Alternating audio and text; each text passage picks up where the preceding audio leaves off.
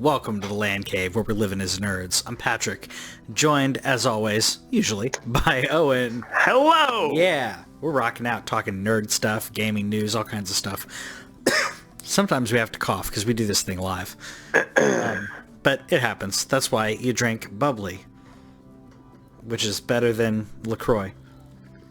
You know, we've been on Waterloo recently. Oh yeah, I haven't tried that one yet. There's basically we had like a soda stream, but finding different flavors for the soda stream, there's only like 4 or 5 like actual like flavors for soda stream that aren't filled with sugar, and so we've kind of gone back to buying them, and we're trying to drink less beer also, and so drinking a seltzer water is kind of like drinking a beer. So Waterloo's like $1 cheaper, and they have different stuff. The watermelon one is a kick that I'm on. We did buy some bubbly though. Yeah. So we're mixing it up. Ozarka has a decent one. I haven't tried that one. The Dasani one's not bad.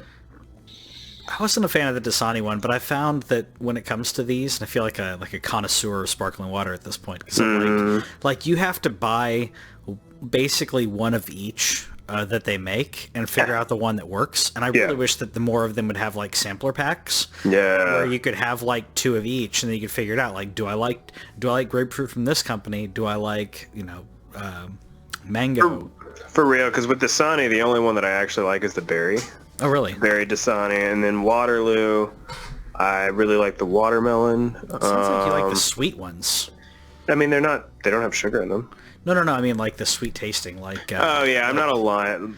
Yeah, that's my wife. My wife is a lemon and lime, and you just can't find them very often. I really like passion fruit flavored things. Yeah. There's a. Is it LaCroix that does a passion fruit? One of them does a passion. Really? Fruit. I think it's LaCroix. Yeah. You figure out who it is, and I'll try it out. Yeah, I'm pretty sure LaCroix does that, if I'm not mistaken. I know you guys wanted to hear all about what we're drinking. We also play video games too, and I've been playing some Magic the Gathering. I know that's not surprising to anybody, but playing a little bit of that. I had to pack up all my consoles, so the move. Yeah, it's the moves coming up. So I'm doing this and playing some Cadence of Hyrule, which is fun. I will say. It's one of those games, as I've become, I'll say I've become more mature in my gameplay, that sometimes I just have to put it down, because it can be, it's challenging. It's actually challenging to me. You play with Whitney? No, I haven't played it with her yet. Play it with a partner, and it's easy to pick. Like, it's so, like, you just double team enemies, and it's not fair. It's ridiculous. So like I mentioned, that's what me and Cass played the night my son was born. Yeah, that's right. But we played it from beginning to end in one night, so it's like a 5-hour game if you co-op it. Yeah. That's cool. Yeah, I noticed that you said you packed up everything except for the Switch. Except for the Switch, because it's just here. It's literally just here. I mean, it will. I have my case for it because I bought the Breath of the Wild Deluxe collector's thing, so I have the case for it. As you do. Like you do. I mean, come on. So I have the case for it. So that'll just throw in my backpack. Like, it's no big deal. And the charger's USB-C. I've got quite a few of those, so it's not really a problem. I found that one charges easier. My Pixel is like finicky about the cables, about the impedance, I guess. I'm not an electrician, but what's finicky with the cables again? Yeah, it will wirelessly charge slowly unless it's on the Google stand. And the USB-C cables, if depending on what cable I'm using, it'll either charge slowly or it'll charge quickly, or it just won't charge at all. Weird. Yeah, it's really odd. That's the only complaint that I've had about the phone. Like, to the point where I think a lot of people probably would have taken it back, because I was like, I'm just gonna charge it wirelessly on this one, and I'll plug it in on this one. So I don't know. I mean, it works. What are you been playing? I'm still knee deep in my RPG life with that Fire Emblem 3 Houses. Yeah. I just finished Act 1 a couple days ago, which I'm pretty sure it's a 2-act game from what I can tell.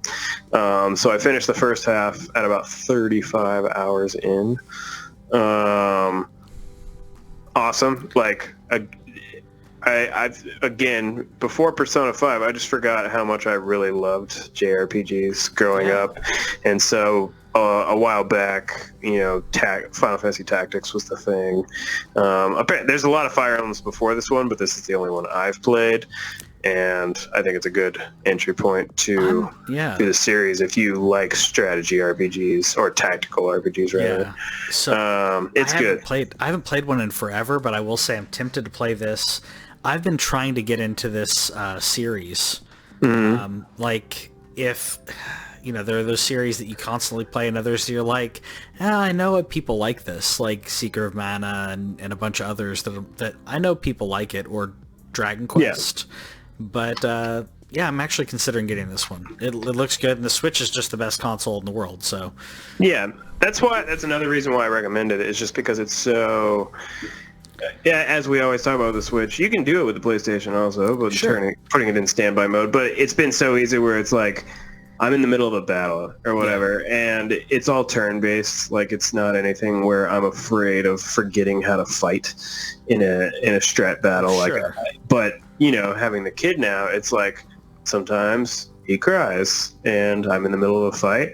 Oh, turn it off, put it down, and I might not get back to it till the next day. It's not like super deep in terms of I need to know every little thing. There is a lot of inventory management and stuff, but I actually find that relaxing. I don't know about you. Like, it's one of those things where I'll be, winding down after a day, and like, it's like, oh, you have like 7 conversations to go through so that your characters can get to know each other better, and I just sit there and let it play while I just kind of watch it. Oh, it tells you? Yeah, like, every character has a relationship with other characters, and as you go into battle, like say me and you were fighting next to each other, and I killed somebody right next to you, me and you's relationship points go up because I was just in a fight with you. And then outside of battle, there's little story bits that they get with those characters, and it lets you know, like, hey, these characters want to talk to each other, and then you can just let that scene play out while you just kind of watch it. So you get a little bit of character development, and like sometimes that's the only thing I do that day. Like, I'll get off work, or I'll just put him to bed, and I have like 10 of those conversations saved up, and I'll just watch those conversations and chill out. See, I wish that like Mass Effect did that, because like every time I'm done with a mission, I have to go around to every single person, because I don't remember where all the dialogue trees start and everything. So like, I have to go around like normally you do in an RPG. If you're not doing this in an RPG, I don't know how you're beating them, but you walk around and you talk to every single person on the ship, or every single person in the town, and then you proceed, because you're going to miss something other than that. I would love, I guess Mass Effect kind of had it where it had your emails, like your messages. But I would love for that, where it's like, if you're walking in there and you hear like your assistant, because they have assistant in Mass Effect 2, because that's the best one. You walk out and the assistant was like, Garrus wanted to talk to you. Garrick, I almost said the wrong person. Yeah, but like, just be like, hey, so-and-so want to talk to you. Cool, I gotta talk to that person. It even does that for the main character. So for like the person I'm playing, if one of my students wants to talk to me, you're a professor. If one of your students wants to talk to you, it's like, hey, Patrick would like to talk to you. Do you want to talk to him? And you can say yes or no. And just like, I'll put this off till later, or I can talk to him. Right. It's like, that's another reason to enjoy it, is that it's easy to pace how you want to pace it. Yeah. And like, I could ignore all that and just go for all the strat battles, but why would I do that? No, that's awesome. That's awesome. Anyways, we'll get on to some news. Either way, we love RPGs. I haven't been up to date with RPGs in a while. I guess you and I are kind of the same way. We got out of that phase of our lives, but getting back in. And speaking of getting back in, Xbox has got to do something.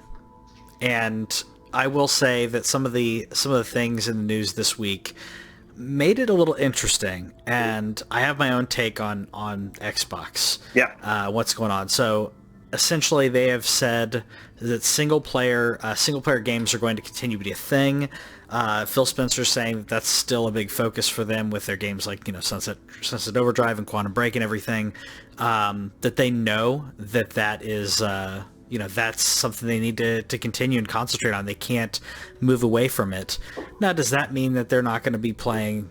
We're not going to get more Fortnite clones and all kinds of stuff. No, it's still going to be there, but I think that this is the first piece of news that showed to me that Phil Spencer no longer feels like as soon as I read this, I was like, oh, he's not one to compete. He just wants to do he wants to do what Nintendo's been doing, which is, I'm just going to make something that I think people will like, and if you like it, you like it.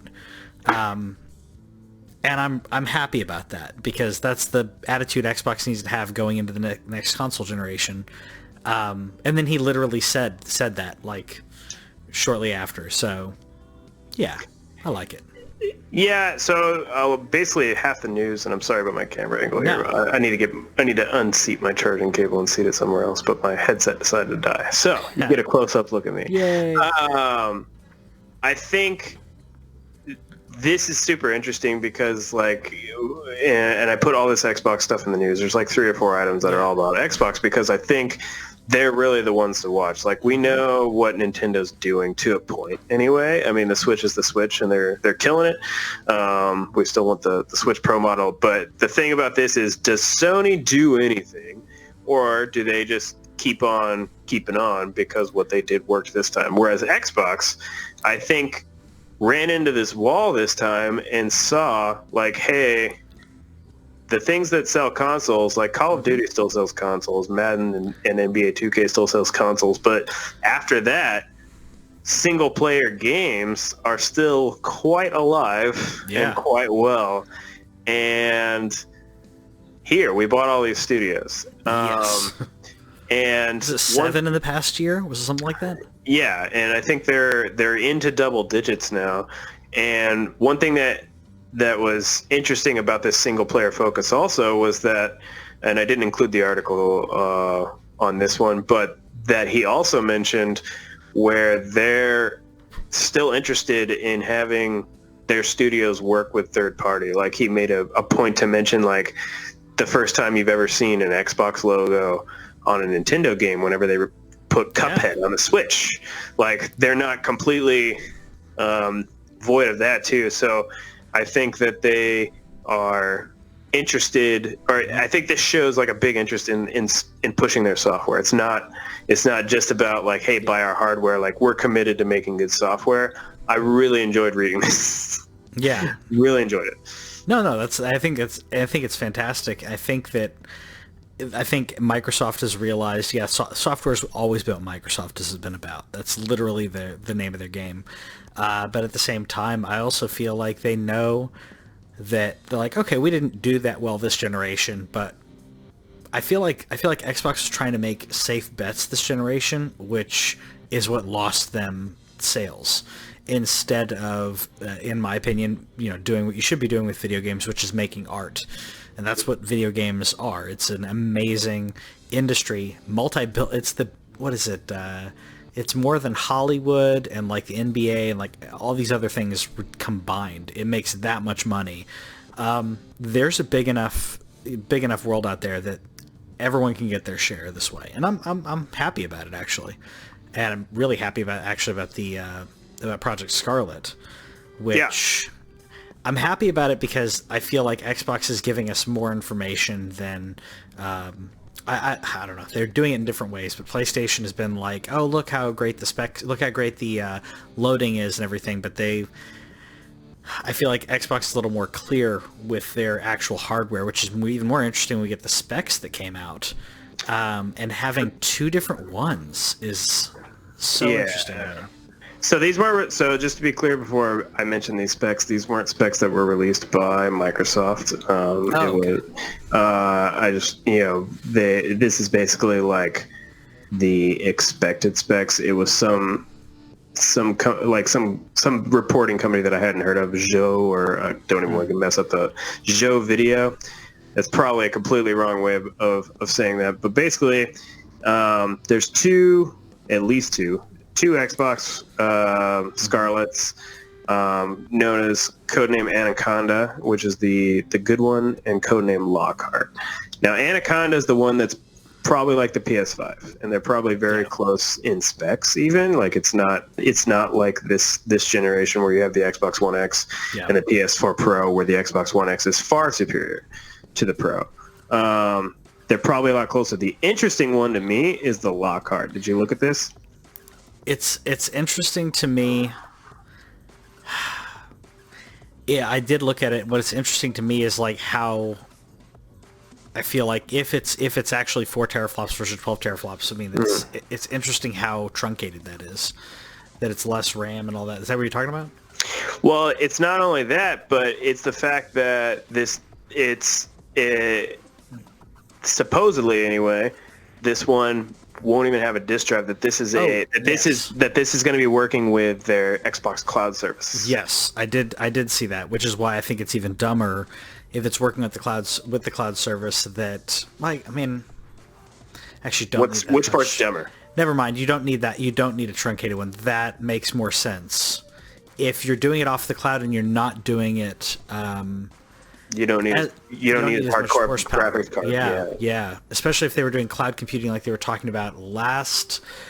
When the Xbox One first came out, the Xbox One was saying like, "Hey, we're gonna leverage the cloud to offload some of the GPU and CPU to work on that," and that didn't catch on as much as full-on cloud. So if this is doing either streaming or if it's using that cloud computing, then no, it's not bad. I forgot about that aspect of it.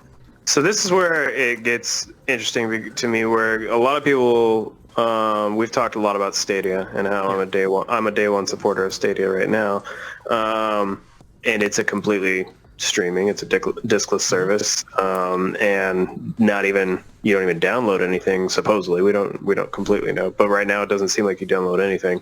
We don't know if that's going to be different with xCloud, but I'm pretty sure it's the same thing.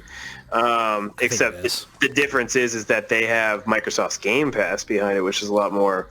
But the fact that Xbox supposedly is investing in this is that they acknowledge that there is a space for streaming. They already did with xCloud. Sony is going to be using xCloud, which is super compelling.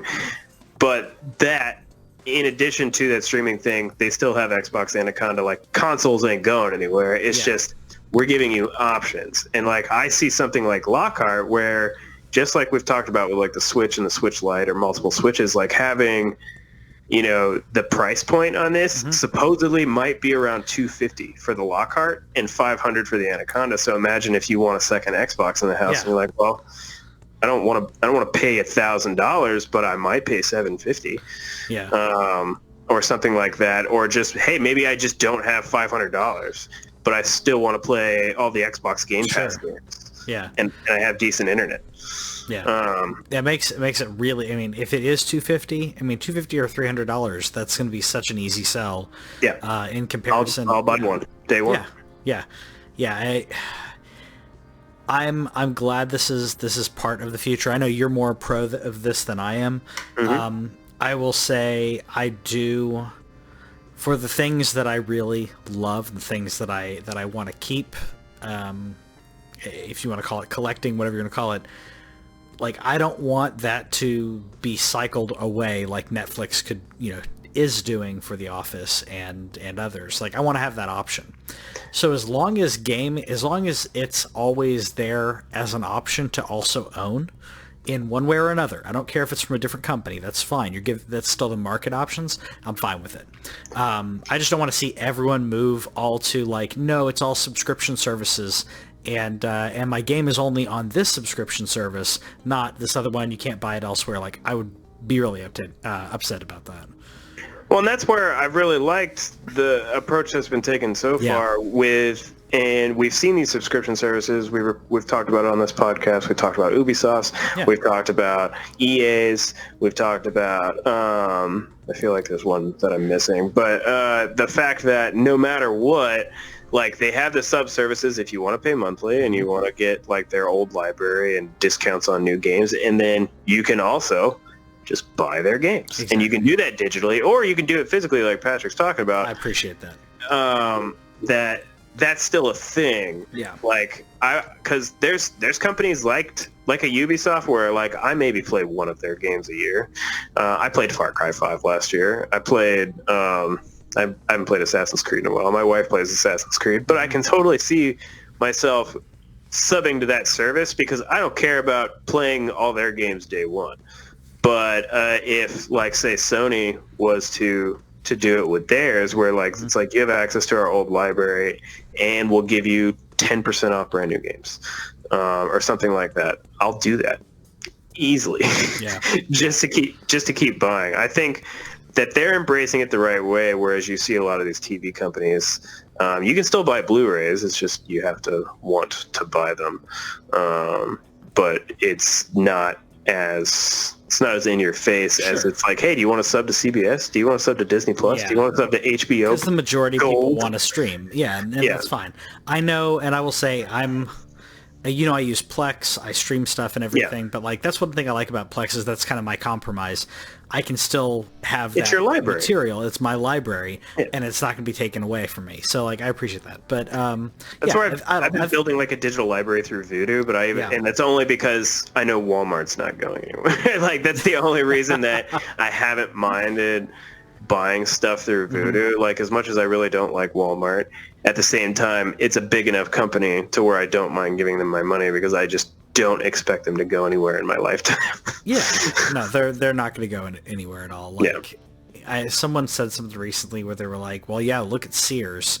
And what happened? I'm like, okay, Sears, yes, but Walmart is about logistics more than anything else. It's like, it's not even, it's kind of like what Amazon is doing. Like, Walmart's making a tiny, tiny, tiny bit of money from a ton of people, and it's just going to keep going. Like, people can, and if people can boycott Walmart, that's fine. And there are people boycotting Walmart right now, but Walmart's going to be just fine. I go to Target, and Target, don't get me wrong, Target in terms of a physical brick and mortar store is a superior experience. It's much better.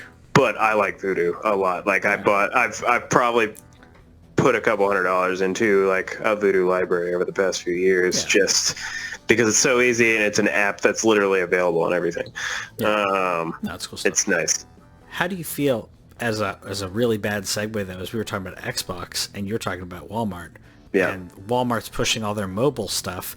So what about mobile gaming on something that looks like this? Xbox trying to do a new controller for possible mobile phones. Yeah. It's a horrible segue. No. So this was just continuing the Xbox thing, and this it's not too terrible of a segue because the way this works, this is xCloud. Yeah, this is the future of xCloud right here. It's not only on a digital console that can be plugged into your TV. We're talking, we got high-powered phones these days. We got decently sized screens. This is dope looking. Like somebody showed like an image, I think on that same site that I posted, where it actually had like a concept art of it around a phone. I like it. I don't know how it exactly would work because I'm wondering how they connect to each other. I know that, I don't know, but I'm pretty sure that phones are going to start having like dual Bluetooth bands because more and more people are having multiple Bluetooth devices. They have like headphones and speakers or whatever. And so that's the thing, is is the controller two separate connections, or is there something on the back end that's going to cause it to connect to the other end? But the idea of just like having that in my messenger bag or whatever, boop, click in, like that's cool. Yeah. No, I think it's cool. I think it also shows that flexibility. Sorry, I'm actually getting trying to get the picture up here. But yeah, I think it also shows flexibility as opposed to ones, because I can't remember the name of the company. There was a company that did something like it recently, or not recently, a couple of years ago. There we go. Mock-up, by the way. There's a company that tried to do something. I can't believe I'm slipping, and it wasn't Razer. It was another company that had these like handheld, some type of streaming thing that I never got into because it was like PC based. But everyone has mobile phones, and if you're like NVIDIA, was it NVIDIA that did that? I can't remember. No. But like the thing to me is like, if you're just paying for the peripheral, which is really what this is. Yeah. All the software's on the cloud. Everyone has a phone. Almost everyone has a phone. Anyone who would be doing this has a phone. if it can integrate with any of those. That's the only question. Android and Apple, I mean, or just Chrome, if that's all it needs. But I don't think they're going to go straight into... Well, Chrome's going to be Stadia. That's what I meant. It's not going to. They're not going to want to do it on Chrome, but they could. Yeah. So they'll probably definitely have, or not probably, definitely. I would 99% sure that there would be some type of xCloud app that you could download. That's what I'm they would be stupid not to put it on iOS. There's definitely more Android phones out in the world, but iOS, what most people don't realize about iOS is that it's technically easier to design for because it's consistent as opposed to Android across devices. But this just lowers the barrier to entry to higher level games. Like the thing that is often criticized about mobile games, and rightfully so, is that there's some good ones. There's some gems out there. Yeah. There's some great games on mobile, and I'm willing to admit that after a couple years of playing stuff. But it raises the level of games that you can play on that device. And then with upcoming things like 5G, it makes it to where you don't even have to necessarily worry about Wi-Fi, because if 5G works out, 5G will be able to handle it almost no problem. Yeah, I cannot wait for 5G, like to the point where like, I'm buying a new house, and actually I don't think I told you about this. Like, no, yeah. So buying the house, going for internet, I called my provider and I looked online and they're like, oh, they service that area. They're moving out of that area of where I'm moving, which is stupid. So essentially, I have a choice between Spectrum, which is okay. I didn't really want to go with. Yeah. I could go with Frontier, but a DSL. Ugh. Nope. Or satellite. Nope. I don't want to. So I don't have a choice. Spectrum it is. I don't have a choice. It's Spectrum or not work for me. I mean, I was gonna say, because I have Frontier, but I have Frontier Fios. Yeah, see, I had Frontier Fios here, and I love it. So I'm moving to have to move to Spectrum. I was literally like Googling how soon is 5G coming to this area? Like seriously, there's a lot of people fighting it, unfortunately, because there's some misinformation about it giving you cancer and stuff. Yeah. But still, in terms of the future of mobile, there's a chance to where a lot of people aren't even necessarily going to have Wi-Fi in their house. Yeah. They could have 5G routers that hook up to their carriers. I think this conversation is a conversation for another day, because sure, we're both in the industry. Well, I think it presents a monopoly problem in terms of but internet already has a monopoly problem anyway, so it can go both ways. Yeah, we'll talk about that another day. But we talked about the Switch being the best console of this generation. I'm sorry, in my opinion it is. I love my PlayStation. The Xbox is great. I love my PlayStation, but the Switch is just so easy, and playing retro games is a nice bonus. Yeah.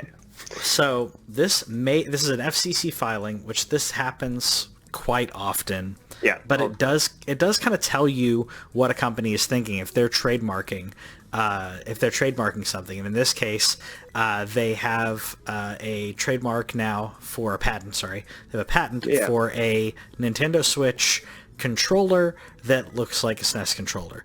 And I'm happy with that. And one thing that was like even put it more like, this is reporting from IGN, were things that I wouldn't pay attention to that other people do, is that the numbers on the back coincide with Switch numbers. So the Switch model number, for those who don't know, is HAC001. The new one is 002, I believe.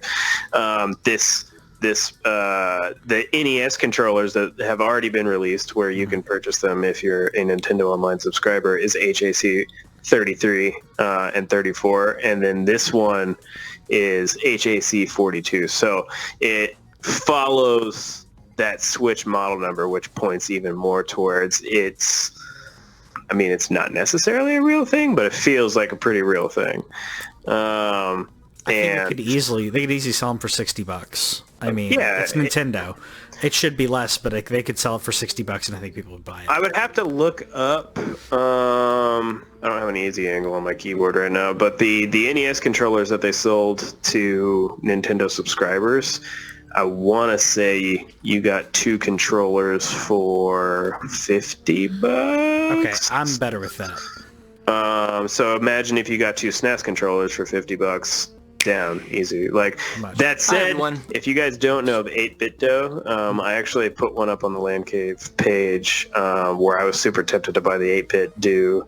I don't know if it's Dough or Do. It's 8-Bit D-O. They came out with a Pro controller that is sick looking and that I don't have any reason to buy, but I'm still very tempted to buy it. They make a great Super NES Bluetooth controller that you can Bluetooth with your PC, with your Switch already. It actually hooks up to my Switch right now.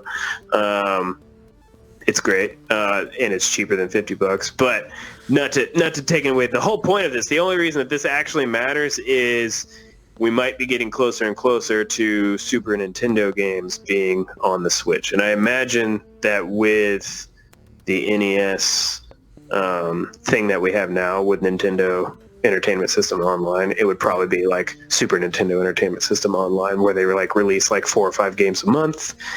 I don't care. Just do it. It's fine. Yeah, there's so much on there. The library is perfect. I just, I want to be able to buy them a la carte. I know that... It's not going to happen.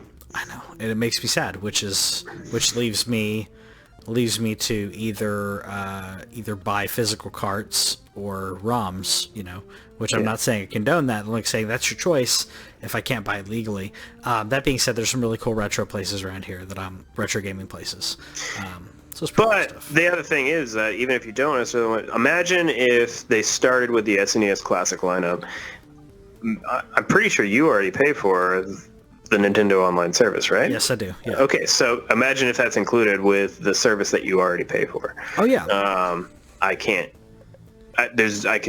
make 0 complaints about that situation. Yeah, no. So that's what I'm saying. Like, start with the SNES Classic lineup ish, like that kind of thing, and keep adding to it like they have been. Add those special versions like they do with the NES games, where it's like, this game is super hard, but we want you to be able to play it. The Pansy Man version. That should be a thing. So that's why I threw that in there. Is just the patent's cool, but really it means hopefully soon, maybe next year, this year. Like, we're coming. Like, the anniversary, I think, is. So 2017 was the Switch, so we would be coming up on 3 years, March. That's right. Yeah. So maybe March of next year? That's my prediction right now. Hope so. What's your prediction for The Last of Us, though? The summer. You saying summer? I think summer would be good. When did God of War come out? Oh, that's a good question. I want to say it was April. Yeah. I may be wrong. I think you're absolutely right. I think like somewhere around 420. Yeah, which would be great. So I'm thinking we'll go with that. I'll go 420. 420. It's a good bet. Like, I'm excited about this. Rumor is for the next state of play. These are possible leaks, if you want to call it that, rumor or leak. Is that we're going to get a release date and actual more gameplay or some additional trailer. We haven't seen anything for over a year on this game, but it's still top of mind for so many people. Yeah, so I got this off of Games Radar, which they got it off of like NeoGAF and unfortunately 4chan, but stuff still gets leaked over there. But they say that there's going to be a state of play somewhere around November 1st, and that we won't see Ghost of Tsushima, but we will see Last of Us. So if it was just a Last of Us focused thing to say like, hey, Last of Us comes out 5 or 6 months from now. Yeah. Sure. That'd be cool. I want to see more Star Wars. Yeah. Because the more that I see of this game, and the more that I hear about this game, just makes me want this game even more. It's crazy. I just don't understand why they didn't talk about the stuff that's making the fact that it's a Metroidvania. Souls. Yeah. Like, Tell me how that, like, why? Tell me how we go from the preview that we got at E3, where it looks like it looked fine, it looked good, it looked fun, it looked like a standard third-person linear looking Star Wars story game, and then the details come out like, no, it's actually a Metroid-esque game. Metroid, Dark Souls, non-linear gameplay, and being able to backtrack and unlock more. I mean. Yeah, it's like I said, it just gets better and better every single time, and the graphics look great. I like the style, a little bit of flair on that lightsaber, but he's not being ridiculous and holding it. I hate that backwards like stance that like became really cool in the late 90s, early 2000s, where they're like holding it with the blade facing the other way around. Ahsoka? Like how Ahsoka does it? I hate it. Oh, don't be ragging on my girl Ahsoka now. I'm just saying it's inefficient. I guess when you got the Force, it really doesn't matter. I was about to say, when you have the Force on your side, when the Force is your ally, you know, what are you gonna do? That's true. No, I get it. But like that became like a really like prominent thing. Like all the, you know, people are like holding katanas backwards like that. Like, just stop it. Same with the Force Unleashed and everything. But I'm excited about this. What brought Star Wars to mind? Did I put something in there about Star Wars? Because there's a possibility of it's in regards to State of Play. We may get some more of Star Wars, and I just like talking about Star Wars. Did I tell you I'm going to the to Galaxy's Edge Sunday? I think I mean I didn't know that it was Sunday. I remember one of you posting that you got your tickets or we got whatever. Early. Yeah, we got early access. So it opens up the 29th or 28th or something. So we get to see it on Sunday, which is the 18th. If you're posting pictures of that, like send me a message to like avoid your posts. Okay. I will. I'm avoiding spoilers like the plague. Like even my mom. Oh man, I should have brought that in here so I could show it to you. My mom took my niece to Disneyland, and they got to go. Yeah. And she brought me back a little lanyard and a little pin, a little like is inaugural the right word? Yeah. Or when it launches, so like a little opening thing pin, which is pretty sweet. But my sister was like, do you want to see pictures? I was like, no. And she's like, not even though you're like niece and nephew or them? I'm like, what did I just say? Like, I want to see avoiding anything about Star Wars until January of 2021. Yeah. Okay, so I won't show any pictures. Like, I did actually want to talk about something that to do with that, but I don't want to. Just don't. I'll just say some of the feedback that that people have been giving is it's very great, it's immersive, but it's like so much connected to the new Star Wars, if you will. So if you like Clone Wars and you like Rebels and the new trilogy, then like you'll see stuff there. It's like, oh cool, this is really cool. So a lot of people. I mean, I expect that. You gotta go with your barrier to entry. Like, I mean, all the old schools are gonna be in it too. But if you haven't seen Rebels is so good. Well, that's actually part of it. So rumor is that the contract for that Lucas signed with Disney, he still retains rights to some of the stuff that was in the so some of the stuff that was in the original and prequel. So like if they sell merchandise, for instance, with Jar Jar Binks on it, he gets money. Even though he sold the company and sold all the rights, he gets it for that part of intellectual property. So Disney is phasing out. You'll not see anything related to the prequels unless they have to. Yeah, so like, and the other thing is that the other rumor is that after episode 9, you won't see any new merchandise, or very, very rarely will you see merchandise of anything to do with the original trilogy. I doubt that. I mean, maybe not at Disney World, but... No, like merchandise-wise, they're going to like essentially phase that down to... Are you talking about out of the world? Out of Disney, because Disney's producing the material. So if they can put a specific clone trooper that is from Rebels, they won't have to pay Lucas, so they're trying to stiff him. don't have to try to stiff them. It's just good business practices. Like, that's the deal you made. It's the deal that I don't think they could get out of part of it is really what it's kind of like with when George R.R. Martin, and I'll get off this tangent in just a second, but when like George R.R. Martin sold the rights to HBO for Game of Thrones, HBO was like, cool, we also want rights to making t-shirts and keychains and this and that, and he's like, actually, here's all the other contracts I have with all these other companies. So keychains are here and erasers are here, and like you can't make any of the stuff that I've already had a contract with. So something to that effect. I don't think they could get out of part of it is what it is. I'm not saying that they're going to be completely out of anything OG Star Wars, but the idea was that they would try to phase that to be less in numbers than new stuff and try to push forward with that because that's a higher profit margin. The reason why, whenever I can't say that he's being stiffed, by the way, do you know how much he made from that sale? Do you know the number? It was 4.7 or something like that. It was something ridiculous. 4.7 what? Billion. Yeah, right? And he like that's. Did I seriously pull that number right? Yeah, 4 billion. That's crazy. Yeah, so that's where. Oh no! Like they're phasing out like their. I mean, do you know what he did with that money?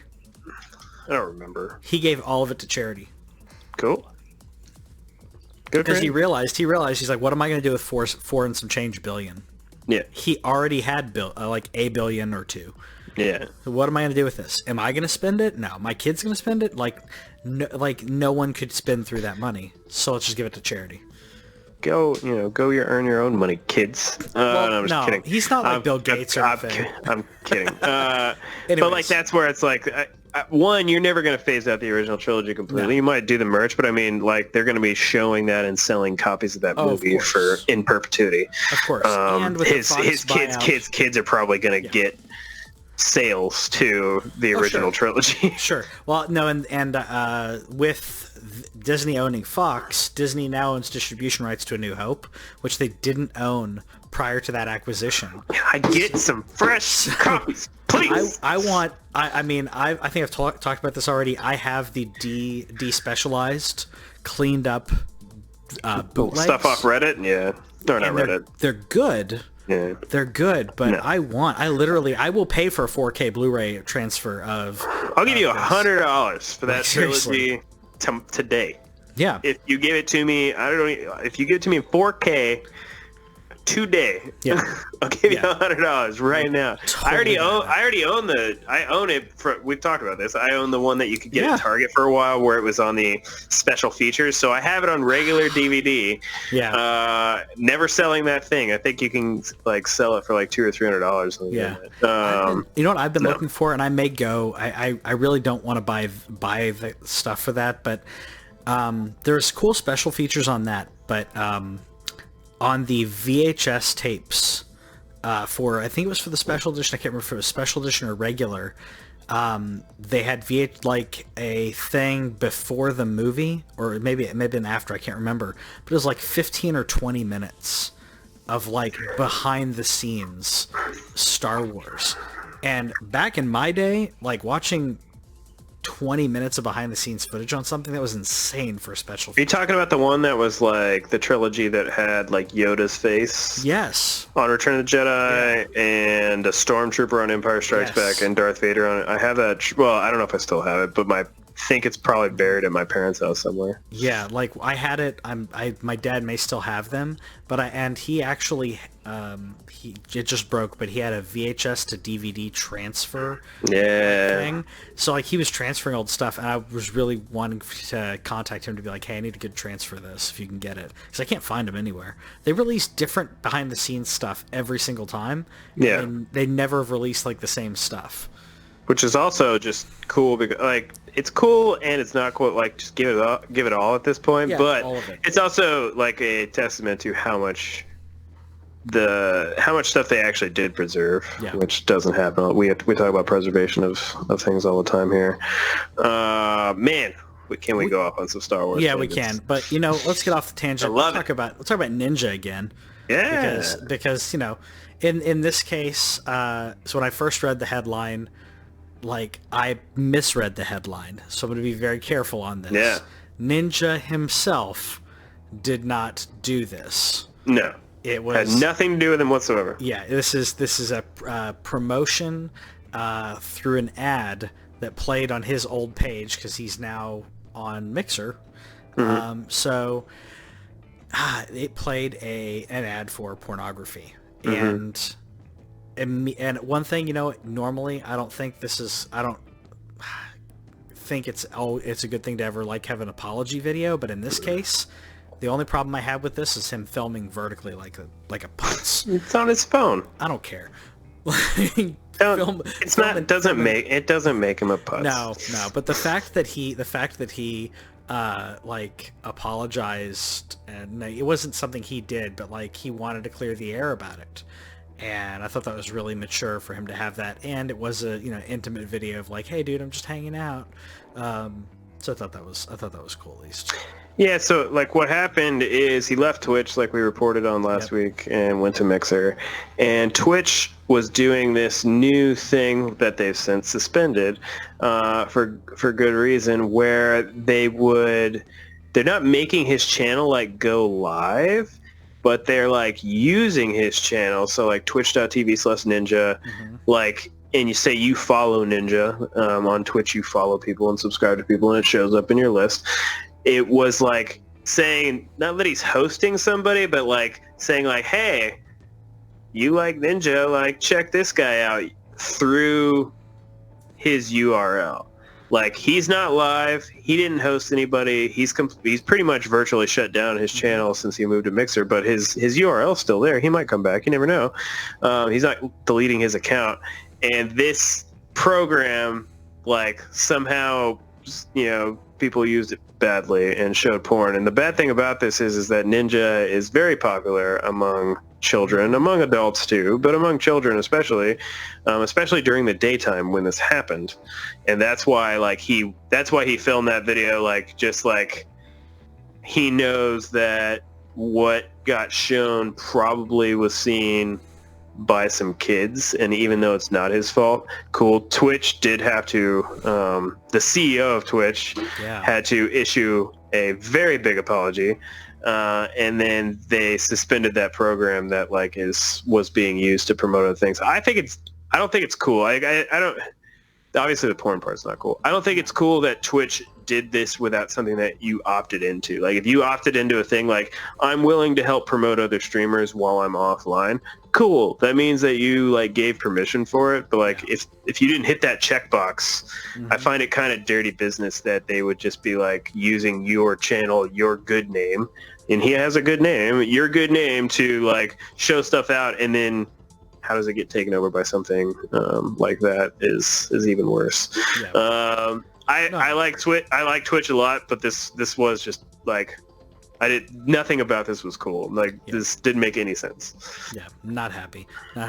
One thing that I thought about in this case, because his URL is still live, and I'm sure that his legal team looked through this, but I'm wondering if the contract said he couldn't stream gameplay on Twitch, or it was he couldn't appear on Twitch. I wonder how granular they got with the law, with the legalese and the contract. It's about Mixers? I'm talking about going to Mixer. So what if he just comes to Twitch and does vlogs? No, he can't. You don't think? Okay. And he won't be going live on Twitch until his contract's over with Mixer. See, that's what I was saying. I'm curious how it legally. I obviously don't know that for sure, but I know that for sure. There's no way. There's no way that Microsoft would throw that kind of money at him to allow him to go live on Twitch. Giant loophole. Yeah. Well, what I meant was making sure, because to use the words "you can't go live on Twitch," it depends on the legal, wording that they're using there. I'm just saying, not that he'd use the channel that way, but it's curious. Yeah. No, he wouldn't do that. No, it wouldn't. Exactly. We did get another bit here with a leak, which it's a confirmed leak. But so people have been talking about it for a while, but it looks like we're going to Need for Speed Heat, going to be a thing. So there's a full reveal tomorrow. Yeah. So there's not much for us to say except that it got leaked and that this is the official name. Apparently it's going to be like darker, and I don't really. It's been a long time since I played a Need for Speed, so I can't speak to how lighthearted they are. The only I had to include it because it happened today and it's news. But I still feel bad where it's like your thing is tomorrow. It's not like everything got revealed about it, but still like, this. That's I feel bad for them. Like that this kind of thing. Like it's the day before. We'll be like, man, Need for Speed Heat, everybody ready? Oh, they already know the name of the game, and I think there's some other details that got out, but it's still like that kind of thing sucks. But I had to do it because it happened today. But the full reveal for Need for Speed, for those of you who are Need for Speed fans, it's tomorrow. Yeah, I was trying to remember the Friends thing. You're gonna know what I'm talking about. But it was Sure. it was the Lightning Bearers, the Wind Keeper. What was it? So just immediately I'm thinking of like when they started yelling at each other about like, was it stealing or wind or something? How can you expect me to grow if you won't let me blow? Yeah, that one. Yeah, like immediately I'm thinking of that when it comes to like be your own windkeeper. Yeah, being windkeeper, because I was like, oh, it's like stealing their lightning, but I couldn't remember what it was. Yeah. Yeah. You are such a leaf blower. What does that mean? God, it's so good. We had one more bit of news here. Yeah. Tangent off to ridiculous other things. Is Borderlands 3 won't be pre-downloadable on PC. On Epic. On PC. Yeah.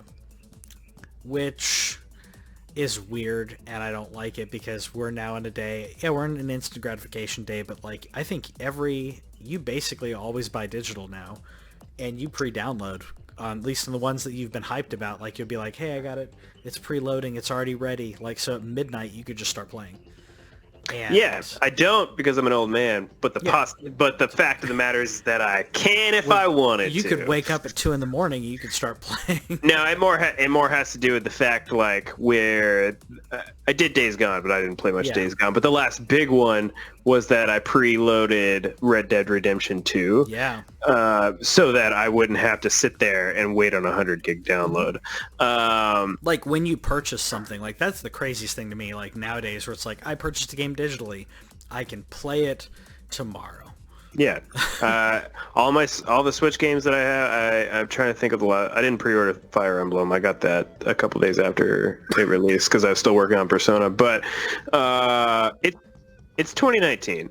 So this it became an Epic Games Store exclusive, which obviously everybody has mixed opinions on. A lot of people are not happy with Epic Games Store because it doesn't work very well. I am on the other side where like they give more money to creators. You're dying over there.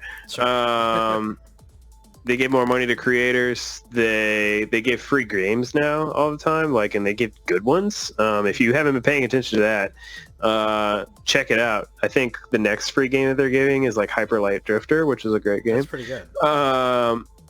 But they said that they're working on this, so it's a month. I think it's a month to the day. I'm pretty sure Borderlands 3 comes out September 13th. And you're letting us know a month in advance that you're not going to be able to do this? Like, you're telling me, like, you're not... Like, you got to be busting, like, butt on this, man. This is Borderlands 3. We've been waiting a decade for this game, and you're telling me, like... And it's going to be big on PC. Streamers are excited about it. I know a lot of streamers that are excited about it. You're potentially hurting like a market share there for people to play it like as soon as it's ready to go.